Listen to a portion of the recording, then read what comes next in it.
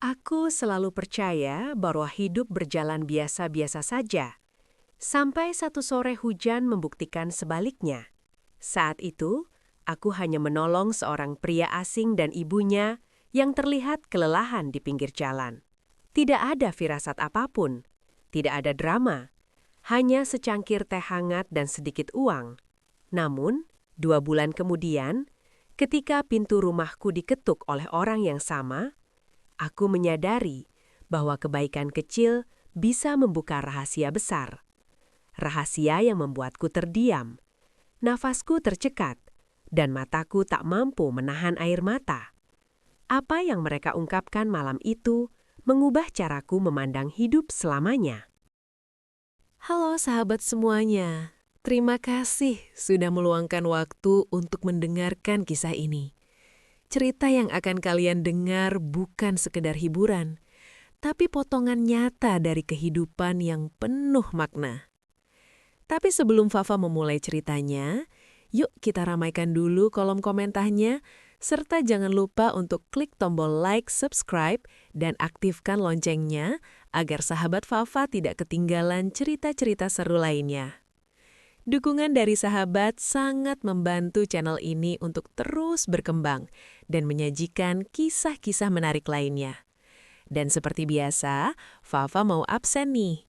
Coba tulis nama sahabat, asal kota, dan ketik kata hadir di kolom komentar bawah. Fafa pengen tahu, sahabat setia Fafa dari kota mana saja. Sudah siap sahabat? Yuk kita langsung masuk ke ceritanya. Sore itu seharusnya menjadi sore yang biasa. Tidak ada tanda apapun bahwa hidupku akan bersinggungan dengan takdir orang lain. Langit memang mendung sejak siang, tapi aku menganggapnya hanya hujan biasa. Hujan yang sering turun di kota ini. Aku keluar dari kantor dengan langkah berat. Tubuh lelah, pikiran penuh tekanan. Hari itu, atasan kembali menyinggung soal target yang tak tercapai, dan aku pulang dengan perasaan gagal yang menempel erat di dada. Ketika hujan mulai turun deras, aku mempercepat langkah menuju halte. Jalanan licin, kendaraan saling sahutan, dan orang-orang berlarian mencari tempat berteduh. Semua sibuk dengan urusan masing-masing. Aku pun sama. Kepalaku hanya berisi satu keinginan. Cepat sampai rumah, mandi air hangat, lalu tidur, tanpa memikirkan apapun. Namun tepat di dekat terminal lama, tempat yang jarang diperhatikan orang, aku melihat sesuatu yang membuat langkah kakiku melambat. Di bawah lampu jalan yang cahayanya redup dan berkedip-kedip, berdiri seorang pria muda dan seorang wanita tua. Mereka berbagi satu payung kecil yang sudah robek di beberapa bagian. Air hujan tetap menetes mengenai kepala dan bahu mereka. Awalnya aku tidak berniat berhenti. Aku bahkan sudah melangkah melewati mereka beberapa meter. Tapi entah mengapa, ada perasaan tidak nyaman yang tiba-tiba muncul.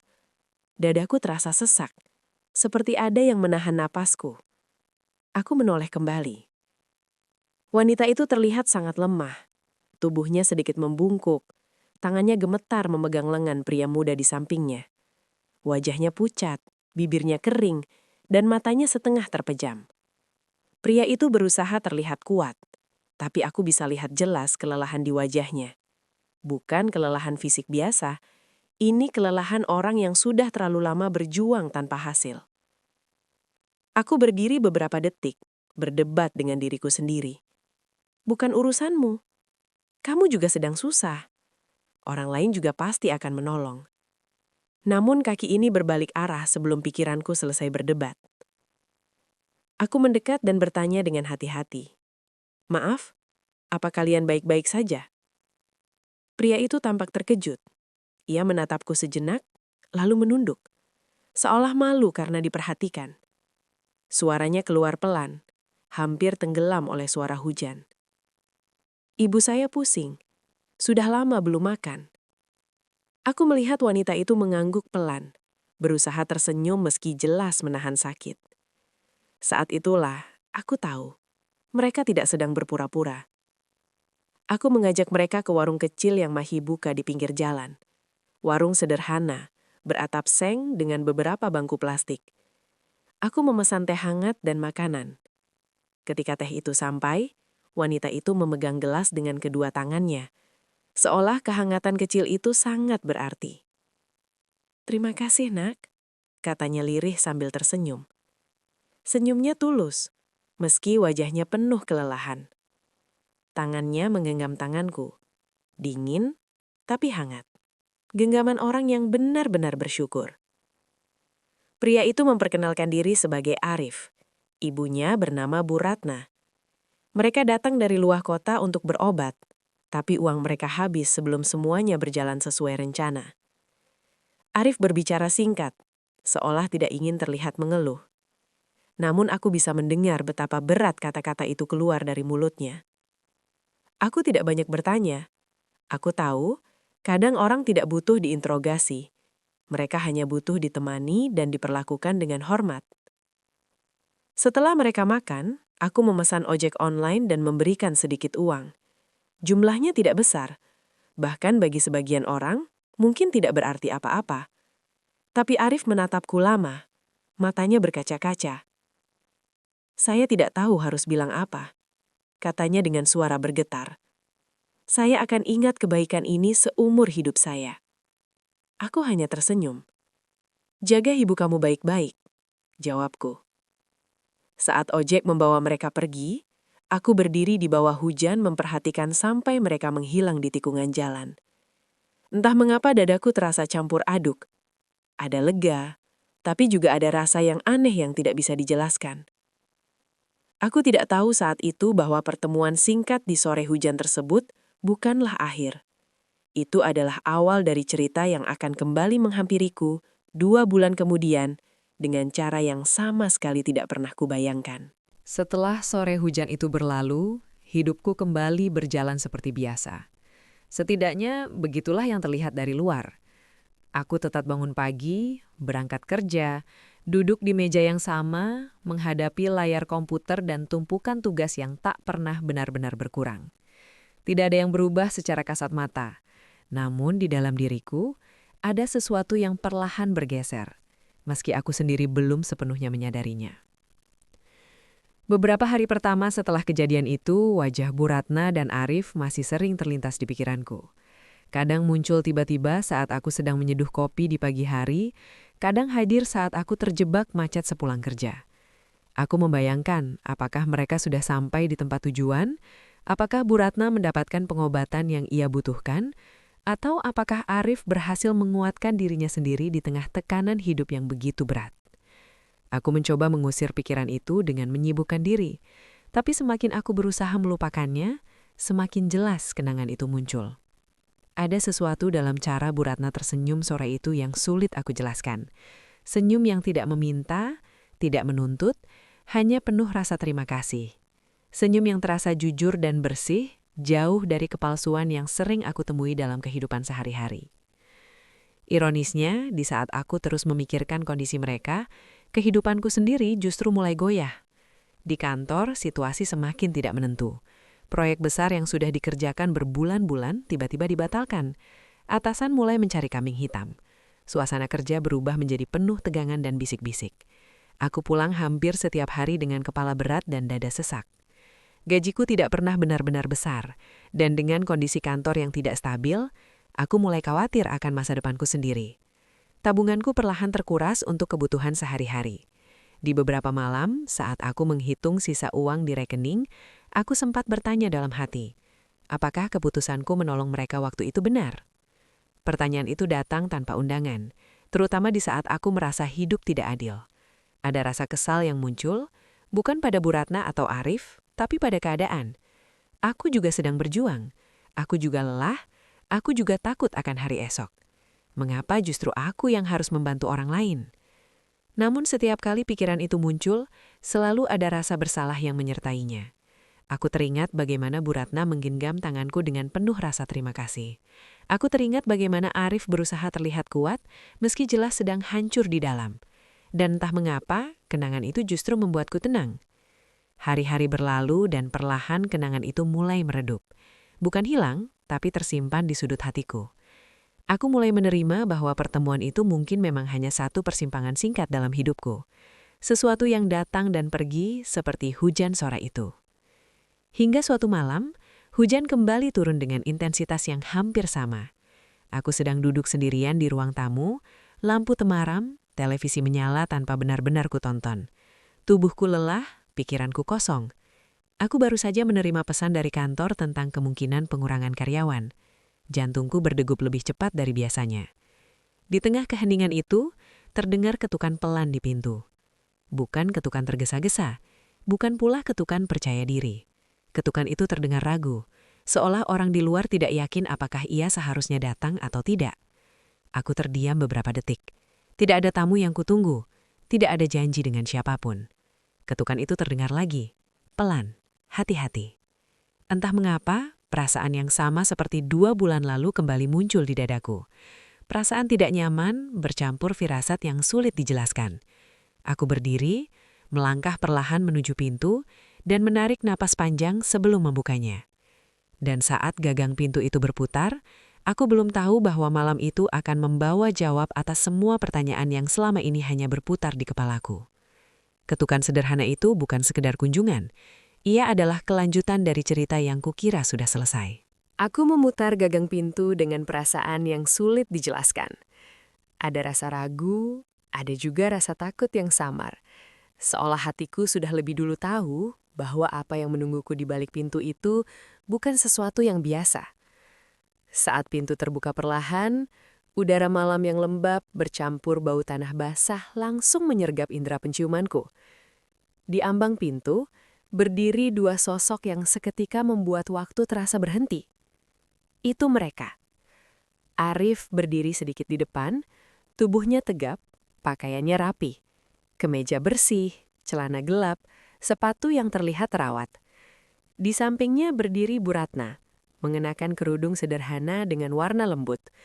Wajahnya tampak jauh lebih segar dibanding terakhir kali kulihat. Kulitnya memang masih menyimpan gurat usia, tapi sorot matanya hidup. Tidak lagi kosong dan lelah seperti di sore hujan 2 bulan lalu. Aku terdiam cukup lama. Otakku butuh waktu untuk menyusun kembali kenangan yang mendadak muncul begitu saja. Rasanya seperti melihat potongan masa lalu yang tiba-tiba hidup kembali di hadapanku.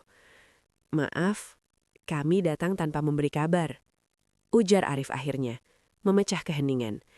Suaranya tenang, tapi aku bisa merasakan getaran halus di balik ketenangan itu. Aku mengangguk pelan dan mempersilahkan mereka masuk. Langkah mereka terdengar hati-hati, seolah takut mengganggu. Ruang tamuku kecil, sederhana, dengan sofa tua dan meja kayu yang sudah mulai pudar warnanya. Namun mereka duduk dengan sikap penuh hormat, seperti tamu yang benar-benar menghargai undangan.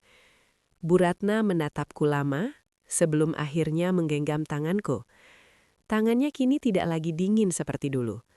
Ada kehangatan yang menenangkan. "Kami mencari alamat ini cukup lama," katanya lembut. "Saya tidak tahu apakah kamu masih ingat kami, tapi kami tidak pernah melupakanmu."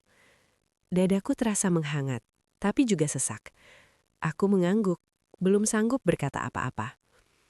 Arif kemudian membuka tas kecil yang dibawanya dan mengeluarkan sebuah map coklat.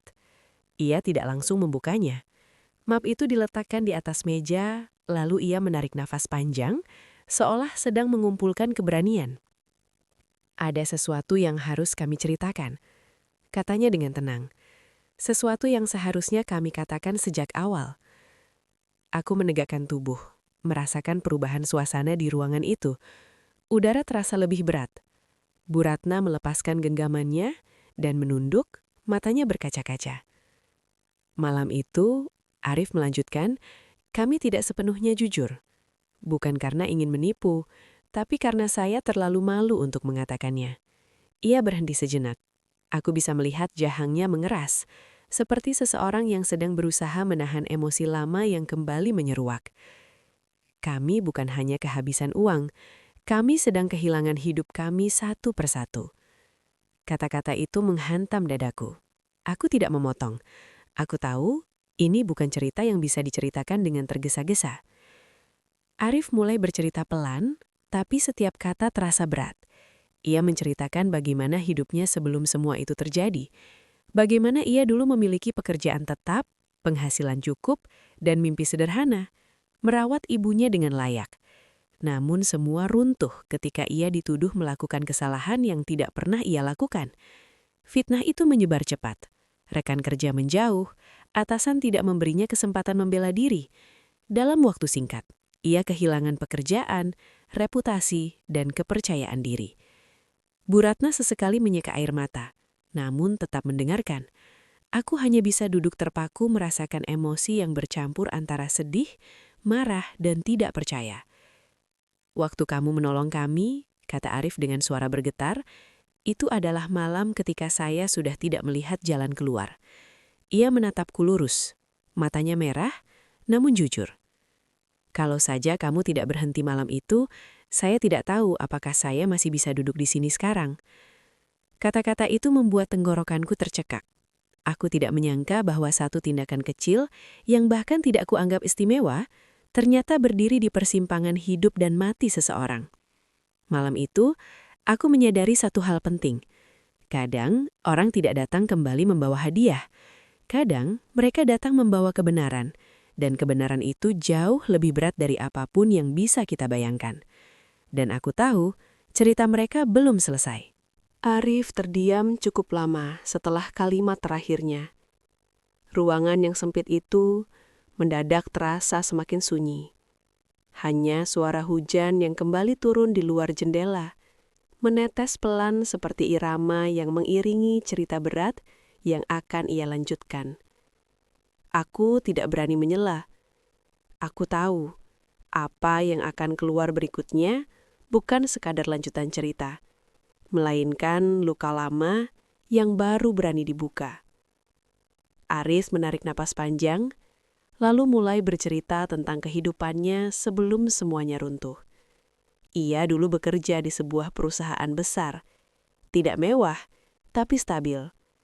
Ia bangga bisa menafkahi ibunya sendiri setelah ayahnya meninggal. Hidup mereka sederhana, namun penuh rasa syukur. Setiap bulan, Arif selalu menyisihkan uang untuk kebutuhan dan pengobatan Bu Ratna. Namun segalanya berubah ketika sebuah proyek besar di kantor mengalami masalah. Ada kesalahan administratif yang melibatkan dana perusahaan. Tanpa penyelidikan yang adil, tuduhan diarahkan padanya. Dokumen dipelintir, nama baiknya dicoret begitu saja. Dalam hitungan hari, ia dipanggil, diinterogasi, dan diminta menandatangani surat pemberhentian. Tidak ada yang mau mendengarkan saya, katanya lirih. Saya mencoba menjelaskan, tapi seolah keputusan sudah dibuat jauh sebelum saya bicara. Berita itu menyebar cepat. Rekan kerja yang dulu ramah mendadak menjaga jarak.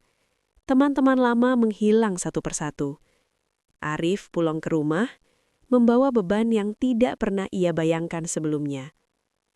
Di saat yang sama, kondisi Bu Ratna memburuk. Pengobatan membutuhkan biaya yang tidak sedikit. Arif menjual hampir semua yang ia punya. Barang elektronik, perabot, bahkan cincin kenangan ibunya. Tabungan habis, harapan ikut menipis. Malam demi malam ia habiskan dengan rasa cemas. Ia melamar pekerjaan kemana-mana, tapi reputasinya sudah tercoreng. Tidak ada perusahaan yang mau mengambil resiko. Ia mulai merasa menjadi beban bagi ibunya sendiri. Saya merasa gagal sebagai anak, ucapnya dengan suara bergetar. Aku melihat Bu Ratna menunduk, bahunya bergetar pelan.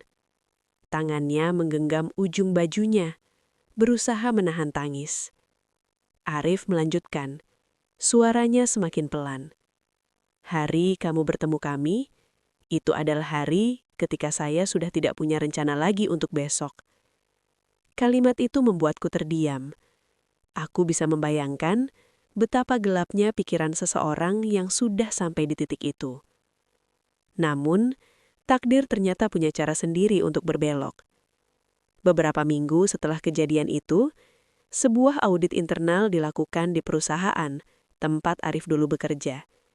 Kesalahan yang selama ini dituduhkan padanya akhirnya terbongkar. Nama Arif dibersihkan secara resmi. Tuduhan dicabut. Bahkan, pihak manajemen menghubunginya kembali untuk meminta maaf. Saat itu, Arif hampir tidak percaya.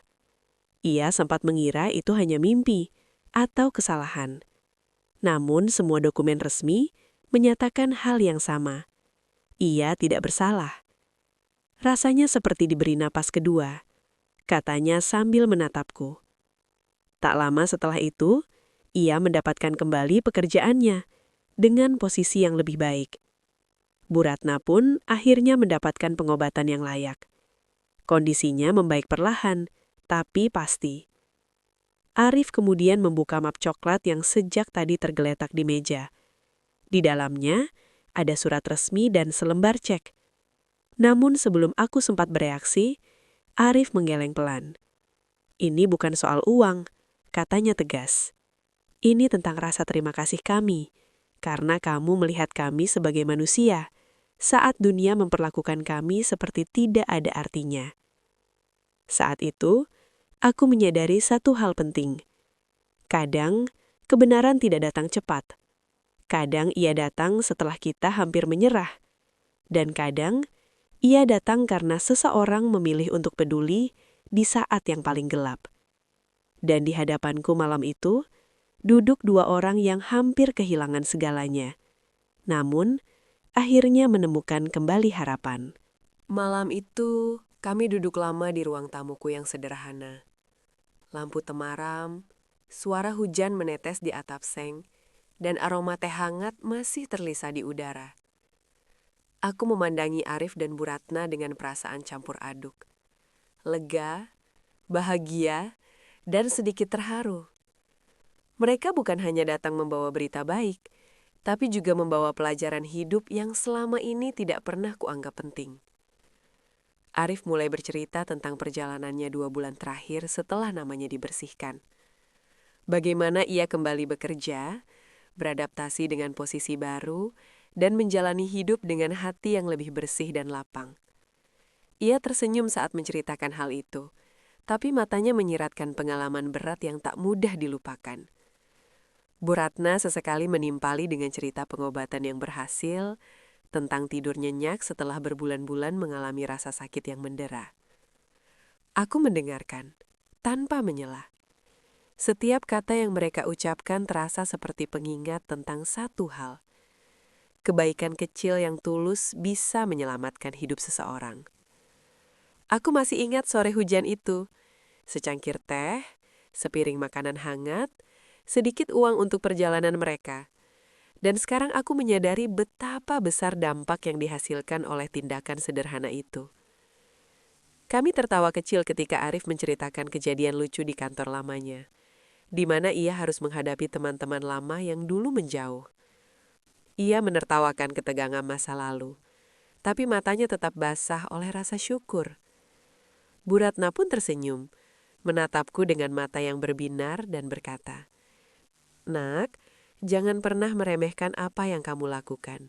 Itu benar-benar menyelamatkan hidup kami." Aku hanya bisa tersenyum, merasa hati ini hangat dan lega. Namun ada sesuatu yang membuatku sadar. Kebaikan bukan tentang mendapatkan balasan. Kebaikan adalah tentang melihat dunia dengan mata yang peka dan bertindak ketika kita mampu. Aku tidak melakukan itu untuk mendapat ucapan terima kasih atau hadiah. Aku melakukannya karena itu benar. Tapi malam itu aku merasakan bagaimana kebaikan itu kembali padaku dengan cara yang tidak pernah bisa kubayangkan. Setelah beberapa saat, suasana berubah lebih hangat dan personal. Kami mulai membicarakan hal-hal sederhana, mimpi masa depan, hal-hal yang ingin dicapai, dan rencana-rencana kecil untuk hidup yang lebih baik. Arif bercerita tentang keinginannya membantu orang lain yang berada di posisi yang sama seperti dirinya dulu. Bu Ratna tersenyum, menambahkan bahwa mereka ingin menjadi bukti bahwa selalu ada cahaya di tengah kegelapan. Aku menyadari, malam itu bukan sekadar reuni sederhana. Malam itu adalah pengingat bagi kita semua, bahwa ketika kita menolong orang, bahkan hanya sedikit, kita tidak pernah tahu seberapa besar efek yang ditimbulkan. Bahwa hidup bisa berubah dalam sekejap, baik karena keputusan kita sendiri atau karena kebaikan orang lain. Dan bahwa rasa syukur dan kepedulian bisa menjadi penghubung yang menguatkan hati manusia. Saat jam menunjukkan tengah malam, mereka memutuskan untuk pulang. Sebelum pergi, Arif menatapku dan berkata, "Kami tidak bisa membalas semua ini dengan uang atau hadiah. Tapi kami ingin kamu tahu, malam itu kami memberi kami alasan untuk tetap hidup." Bu Ratna menambahkan, "Dan alasan itu akan selalu kami ingat. Terima kasih." Kami berpisah dengan pelukan hangat, doa, dan janji untuk tetap menjaga komunikasi. Aku berdiri di depan pintu, menatap mereka menjauh di jalan yang basah, dan merasakan sebuah kedamaian yang belum pernah kurasakan sebelumnya. Aku tersadar bahwa hidup ini sebenarnya sederhana, berbuat baik, peduli, dan selalu hadir saat seseorang membutuhkan kita. Itulah esensi yang paling murni. Dan satu tindakan kecil bisa menjadi titik balik bagi kehidupan orang lain, bahkan untuk hidup mereka yang nyaris hancur. Malam itu aku menutup pintu dengan hati penuh rasa syukur. Aku tahu bahwa kisah ini akan selalu tinggal dalam hatiku, menjadi pengingat bahwa kebaikan selalu menemukan jalannya, dan bahwa setiap orang memiliki kekuatan untuk membuat dunia menjadi lebih baik, satu langkah kecil pada satu waktu. Malam itu hujan terus menetes, tapi hatiku hangat. Aku tersenyum sendiri, sadar bahwa dalam kesederhanaan dan kebaikan, kita menemukan arti sejati dari hidup. Dan aku tahu, pelajaran ini akan terus kujaga selamanya. Dari seluruh perjalanan ini, aku belajar satu hal yang sangat sederhana tapi luar biasa penting. Kebaikan tidak pernah sia-sia. Tindakan kecil yang kita anggap sepele, secangkir teh, senyuman, atau sedikit pertolongan bisa menjadi alasan seseorang bertahan hidup, menjadi cahaya di tengah kegelapan mereka.